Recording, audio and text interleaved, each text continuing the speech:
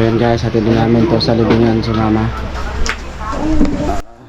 Sa pagkakataong ito mga guys ay amin ang pinapaangat ang kabaong ni mama para kami ay lumutsot sa ilalim. Ay ito ay pamaniin daw ng mga matatanda. Kailangan naming musulong sa ilalim o musulot sa ilalim. Yun ang aming gagawin ngayon bilang isang pamaniin. So let's go guys, panoorin nyo. Asa man agi? Song na kuya. Ay lang agi diret yan. So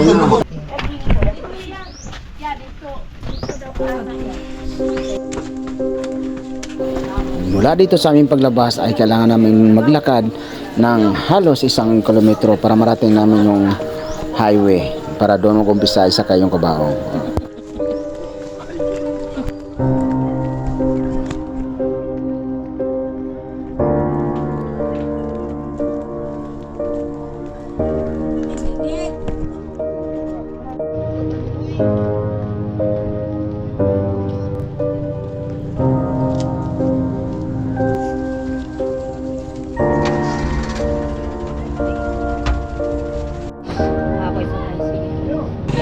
Maya-maya lang ay narating na namin yung highway kung saan nakabang ang mga sasakyan. Taiwanan?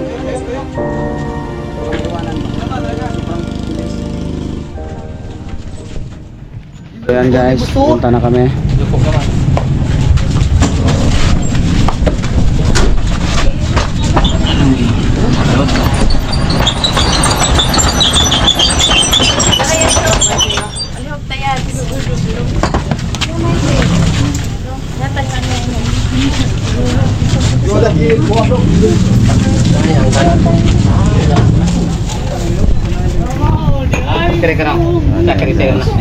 Palis na kami.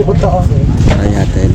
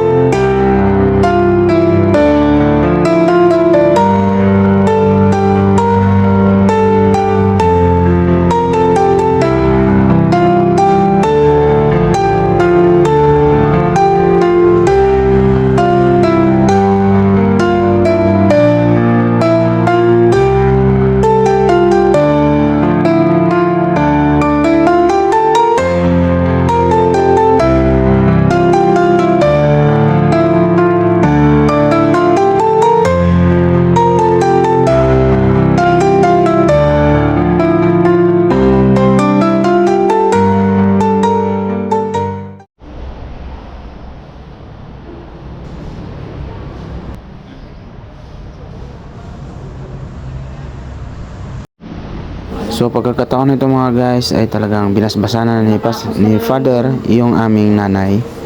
So maganda na tong ano na to dahil may basbas ng aking nanay. So ayan guys. So maya-maya lang guys ay isa-isa na kaming naglalapitan doon sa aking mama. So ito yung part na pinakamabigat na part, yung sisilayan mo sa uli. Ayan. Talagang napakasakit po nitong part na to.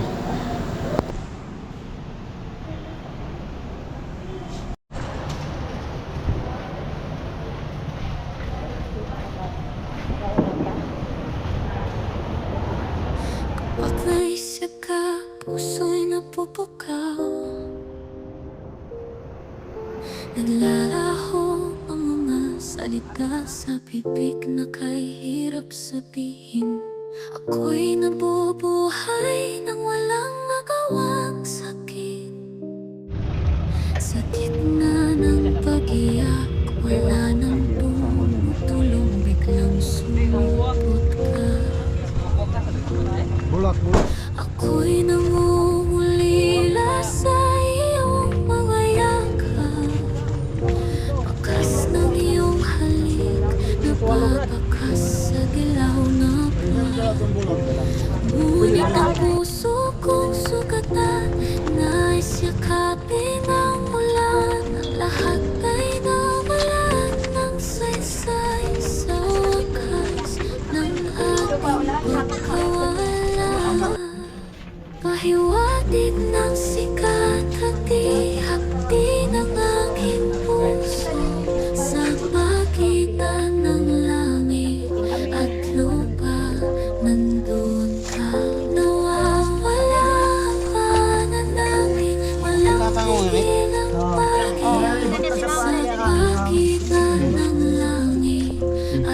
butang ni? Hindi Asa butang ni? Teo. Ari. Ari niyo. Dalang. Di nyo lang gitang tanganan. Ilabay na sa ubos. Ayun na diya sa solution. Kaya baka nagyapo. Padaan. Kining tananahan padangat niya kanimo pinagi ni Kristo among Ginoo. Amen. Amahan namo nakasalangit pagdayon nimo ngalan mabot ka namo imong gingharian matuman imo pagbuot ni siyuta ngon sa langit.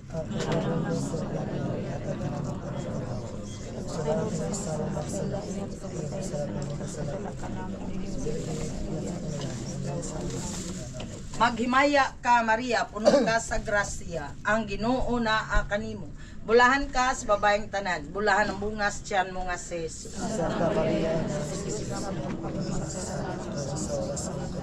Himaya samahan sa anak sa Espiritu Santo.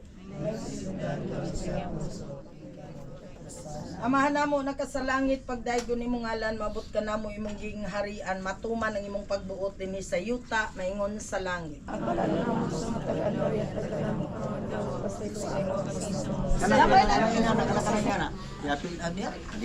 Kanang ngalan pagka di upos limpipan ron as tagang. Kanang nasa post dai. Ito patag pusurahan kilid.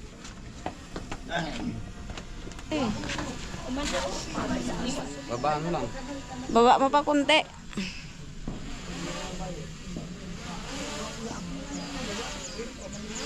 Sige bapa. Baba pa.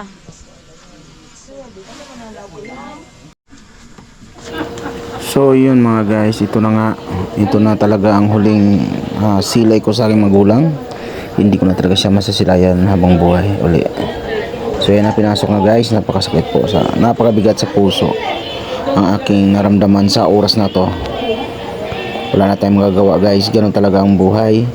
So kailangan natin tanggapin na lahat tayo ay dumaan talaga sa ganitong part.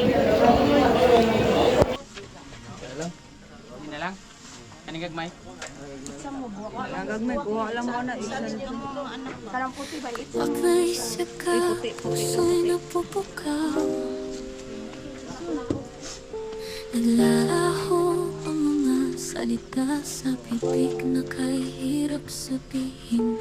Ako'y nabubuhay nang walang magawang sakit. Sa gitna ng pag-iyak, wala nang tumutulong, biglang sumulpot ka. Ako'y namumulila sa iyong mga yakap. Bakas ng iyong halik, napapakas sa dilaw na buwan. Ngunit ang puso kong sugatan, nais yakapin ang ulan. Ang lahat ay nawalan ng saysay sa wakas ng ating pagkawala. Pahiwatig ng sikat, hati-hati ng aking puso. Sa pagitan ng langit at lupa, nandun ka. Nawawala ang mana namin, walang tigil ang pag-iyak. Sa pagitan ng langit at lupa, hindi ako lubos na buo.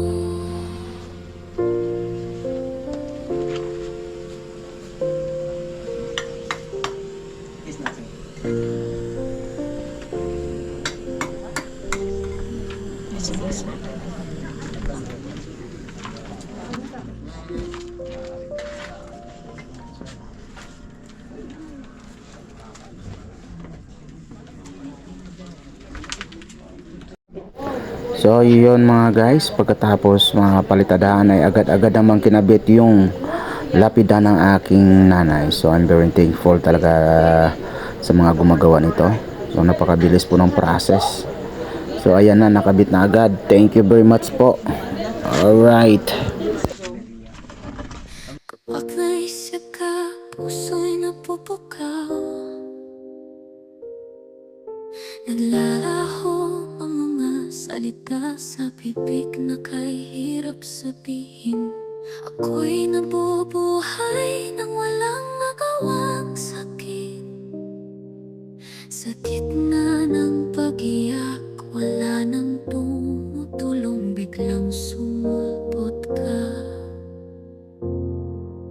Ako'y namumulila sa iyong mga yakap. Bakas ng iyong halik, napapakas sa dilaw na buwan. Ngunit ang puso kong sugatan, nais yakapin ang ulan. Ang lahat ay nawalan ng saysay sa wakas ng ating pagkawala. Pahiwatig ng sikat, hati-hati ng aking puso. Sa pagitan ng langit at lupa, nandun ka. Nawawala ang pananapin, walang pigil ang pag-iyak.